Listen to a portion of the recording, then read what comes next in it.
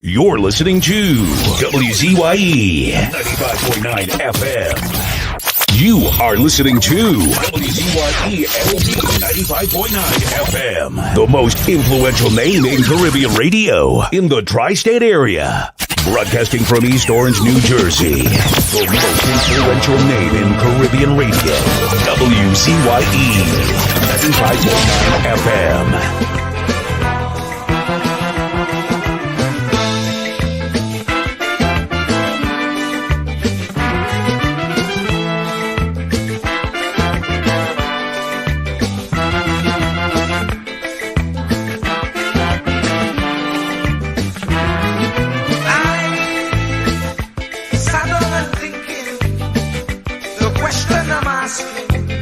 Is pharaoh still existing? As he before, resembling an Israelite, not being treated right, enslaved day and night. Oh, we just can't go on this way. We just can't go on this way. Please deliver us today. We just can't go on this way. We like the Israelites still in pain. We just can't.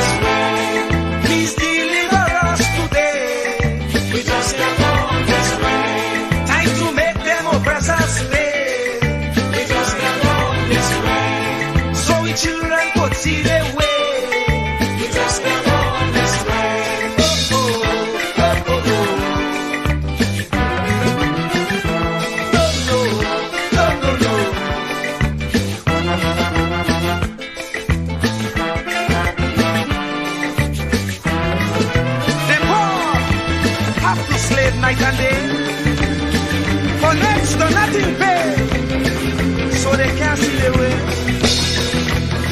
We don't enjoy equal facility, like Pharaoh and company, brainwashing we say we free. We just can't hold this way. We just can't hold this way. Please deliver us today. We just can't hold.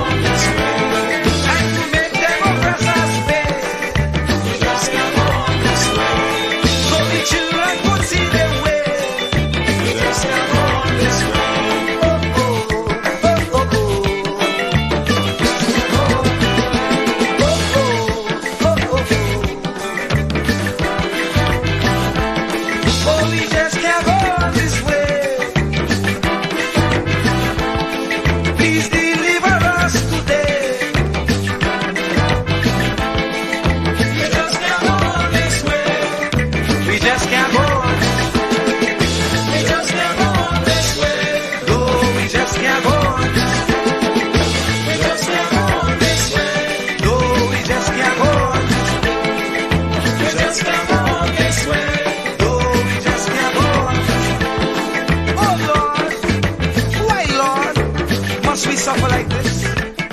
You said that you would take care of the poor, just like you did in Egypt. When Pharaoh had the Israelites in bondage, you delivered them. But here again, we are in the same khaki pants. We have those modern Pharaohs who oppress the poor, who represents Israel. They confuse us with so much lie. Not even thinking that we would realize. And if we criticize, we could exercise. We don't know who to trust. That's why I say, Lord, please listen to this prayer that comes from before. Please send us another Moses again. Oh, we just can't go on this way. Please deliver us today. Time to make them oppress us stay. So the children could see their way. Make them get on their knees and pray. Then I'll be up to judgment day. Oh, just can't make it this way. Please deliver us today. May like the Israelites did it. Please send us another Moses again. Lord, we just can't make it this way. Yes, deliver us today.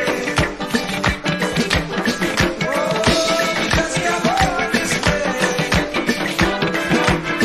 No, we just can't make it this way. Please listen to what I say. Yes, hurry up with judgment day. We just can't make it this way. No, we just can't make it this way. Must we get old and gray? And the children can't see their way. Oh, we just can't make it this way. Oh, we just can't make it this way. We like the Israelites did it. Please send us another Jesus again. Oh, oh, oh, oh, oh, oh. Oh, oh, oh, oh, oh, oh. Oh, oh, oh, oh, oh, oh. Oh, oh,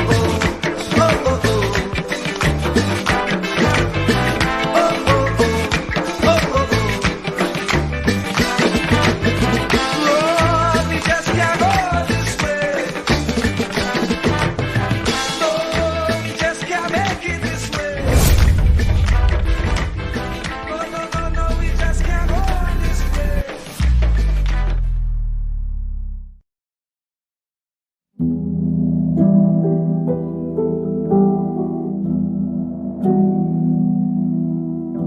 Do not categorize the blessing by colors. It is not the colors you need to watch. It is the character. Watch out for the character.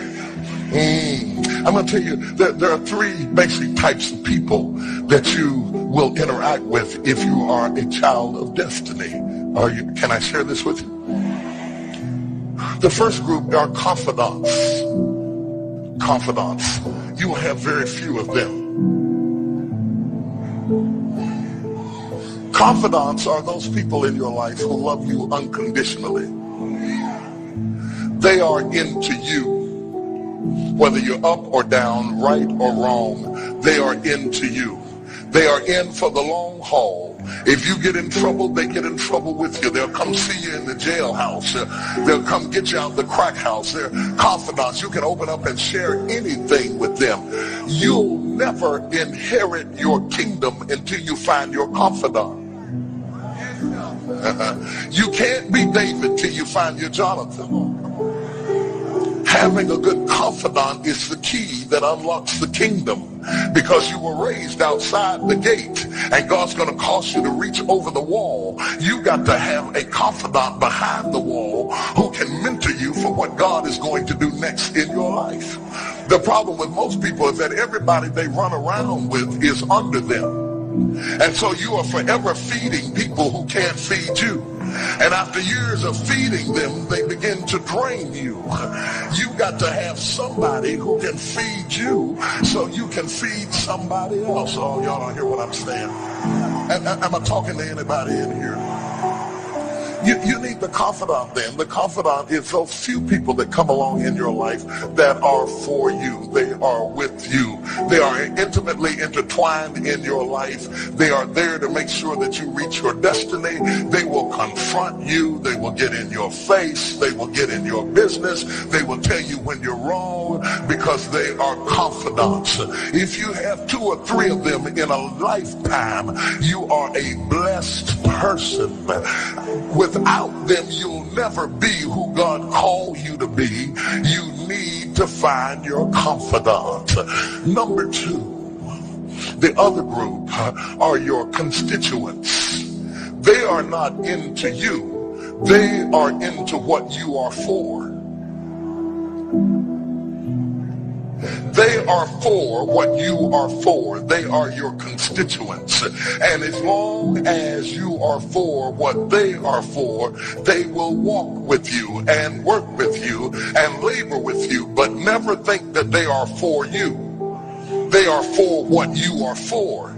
And you have to know that, because if they meet somebody else that will further their agenda, they will leave you and hook up with them, because they were never for you. They were just for what you were for.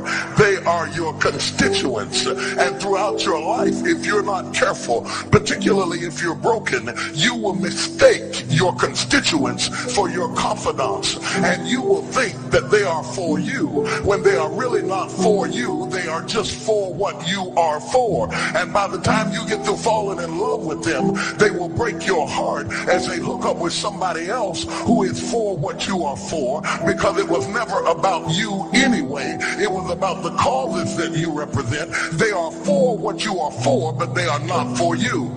They are your constituents. Can I go deeper with this?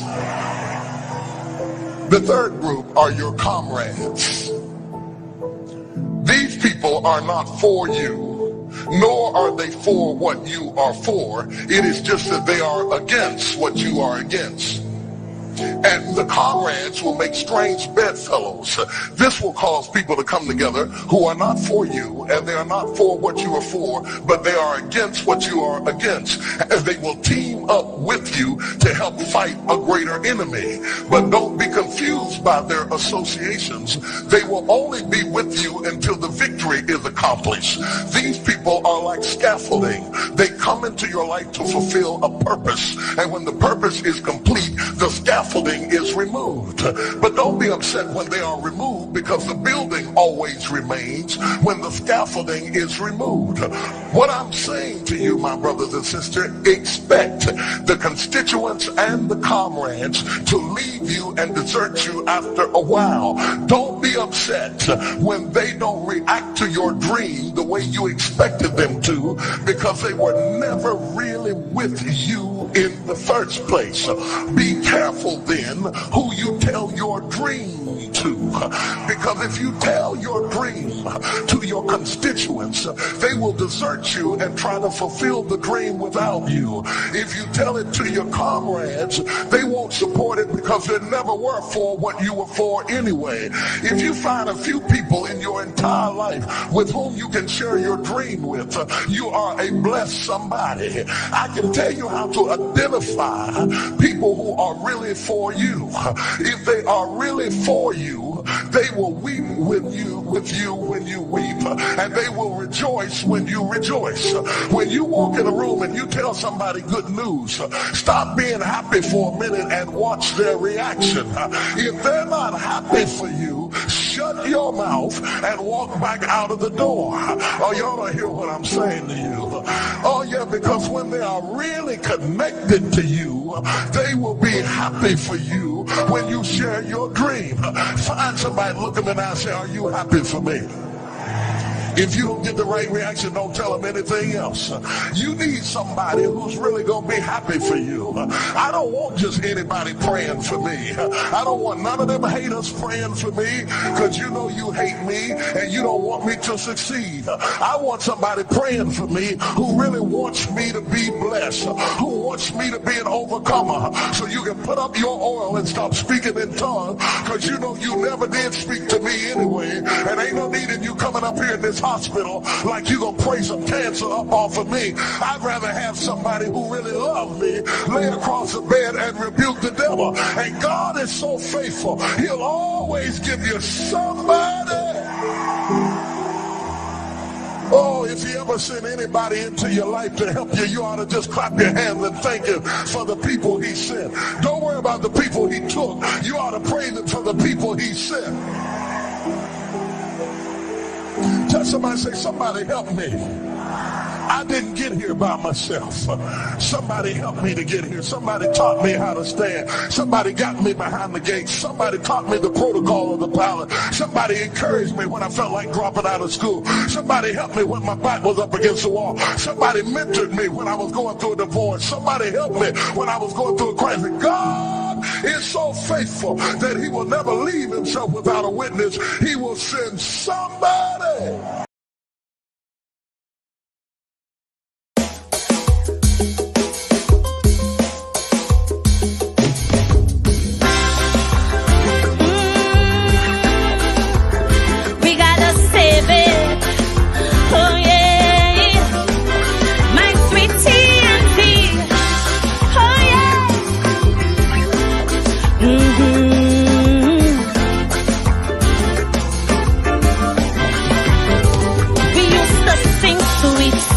Trinidad, to leave here, boy, you must be mad. This is the land of milk and honey, rum and coke and easy money. While those verses we were singing, alarm bells kept on ringing, pundits on each pulpit saying, oh heart and our soul decaying.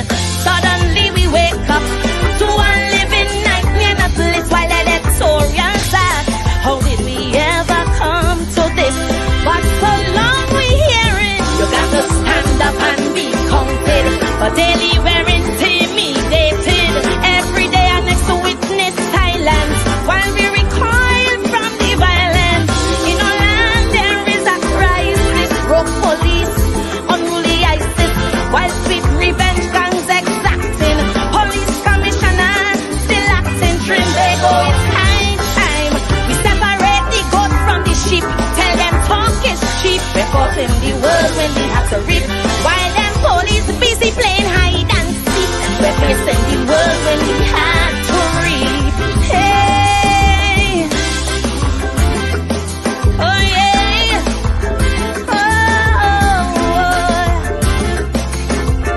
Save our land, Trinidad and Tobago. Oh yeah.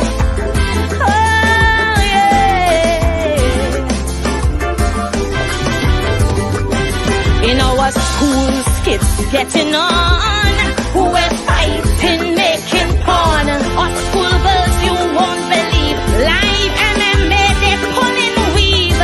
Check the vibes, they're living by. Dance all slackness, get rich or die. Alkaline to Movado, mention maestro, they don't know. No morals, no ethics. There is a centrifugal black hole, nothing must move quick to wake their conscience and save their soul. So long we've been hearing evil triumphs when good men do nothing. No triggers pump while words be frotting, and while church attendance real low. Protest back floods them casino, while black market prices haggling through a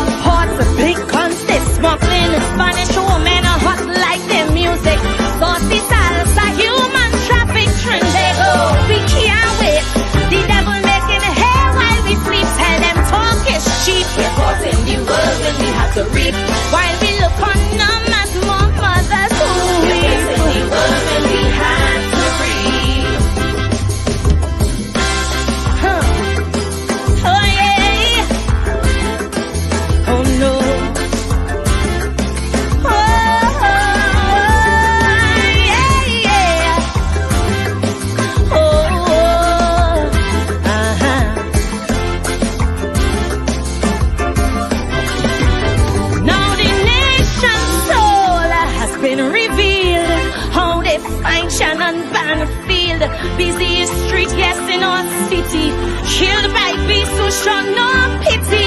Now there's fear and trepidation.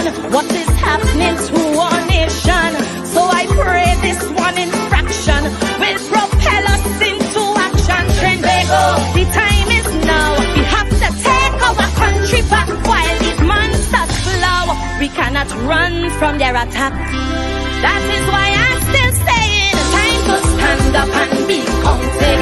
Our young girls, they're being hunted, not for jobs by institutions, but by clubs for prostitution. While from you guys, some arranging on the seas, cargo exchanging in the Gulf, drugs, guns and women, and the Coast Guard cannot stop them. Trend they go, the time is now. Look how the murder rate leap and them talk is cheap. Because in the world when we have to read, before more of our daughters they put us to sleep. Must of this world when we have to read. Time to stand up and be counted. We must defeat this threat they've mounted. We cannot wait for no messiah, like Nero fiddling through the fire. So while the flames we keep romancing, the grim reaper keeps advancing across the land. He casts his shadow, slashing victims to the marrow. Trend they go, the time is now. Look how the price we paying don't steep, while some labor keep. Because in the world when we have to reap, we need a fresh new broom for a broad crime sweep. Must of this world when we have to reap.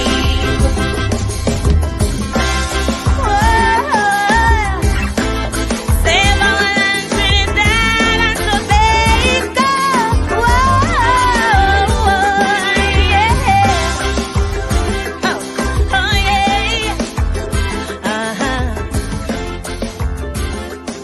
Whether you drive a Volkswagen or you drive a Bentley, the road remains the same, doesn't it? Whether you speak on a Samsung or you speak on an iPhone X, whoever you're calling remains the same, isn't it? Whether you're flying economy or you're flying business, the destination where you're heading remains the same, isn't it? Whether you're wearing a simple fast track or you wear an Omega or a Rolex, the time remains the same, isn't it? It's quite amazing how we work ourselves up so much with increasing the standard of living that we forget to increase the standard of our life. And which is why wherever I travel, I make an appeal to people. There's nothing wrong with an Omega. There's nothing wrong with a Bentley. God bless you with that, and if you have it, drive it, no problem. But in trying to enhance and increase and improvise the standard of your living, please, do not compromise with the standard of your life. It's not the standard of your living that makes you happy. It's the standard of your life that makes you happy. And very often, we forget to give attention to those things that can truly make us happy. Which is why I always say, things that I'm talking about, they have utility value, right? Not happiness value. Travel business class or first class, it's good. Travel, no problem. Drive a Bentley, no problem. But in doing so, never, ever compromise on those principles that also improve the standard of your life. And therefore, I always say, some people are so absolutely poor that all they have is money. That's all they have. That's all they have. I consider that life a poverty-stricken life. If all you have is money, you're the poorest person in the world. Because there's more to life than money. And there's way more to life than what money can buy. And therefore I many times say, if you want to truly know how rich you are, drop a tear and see how many hands come forth to wipe that tear. Ladies and gentlemen, our happiness and our increased standard of life is not in things, it's in people. It's relationships. It's meaningful, heartfelt, deep bondings of love that bring fulfillment to the heart. It's those meaningful exchanges of love that we share with each other in relationships that brings true joy to the heart. And isn't it the greatest irony? That something that brings in the greatest fulfillment, we very conveniently neglect in just running after increasing and enhancing our standard of living.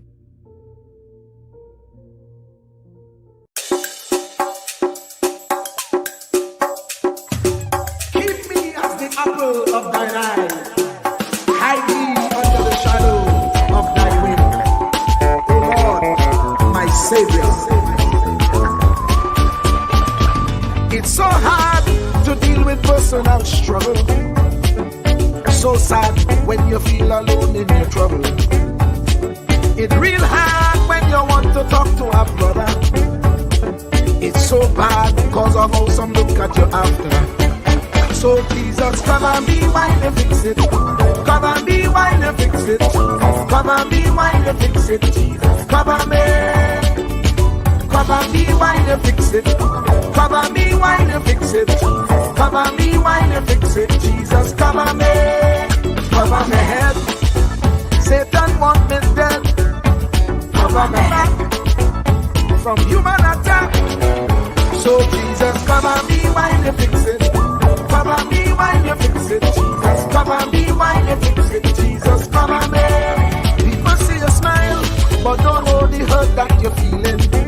Even as God's child, at times your heart does be bleeding. Where can you go when you're really looking for healing? Who know how to flow when your soul needs some restoring? So Jesus, cover me while you fix it. Cover me while you fix it. Cover me while you fix it. Jesus, cover me. Cover me while you fix it. Cover me while you fix it. Cover me while you fix it. Jesus, cover me. Cover me home from evils unknown. Cover my feet so I'll never retreat. Oh Lord, cover me while you fix it. Cover me while you fix it. Cover me while you fix it. Jesus, cover me.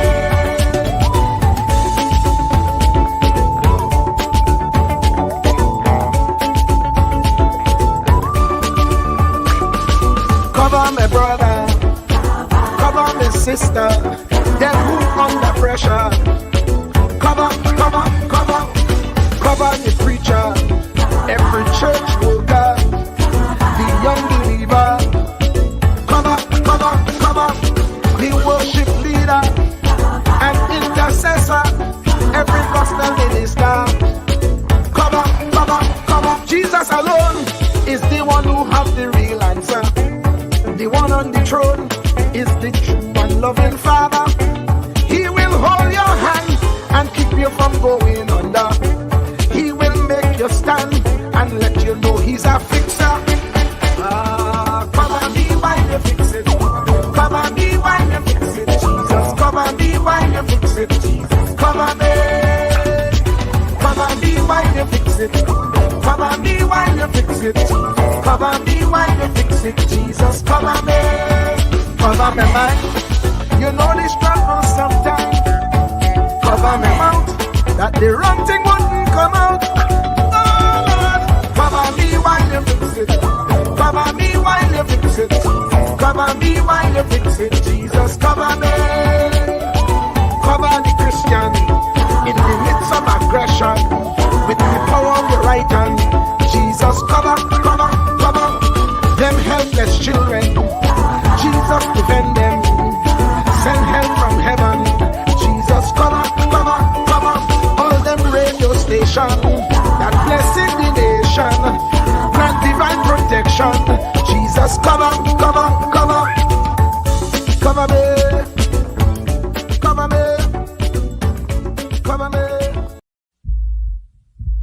Truer words were never spoken. The less you associate with some people, the more your life will improve.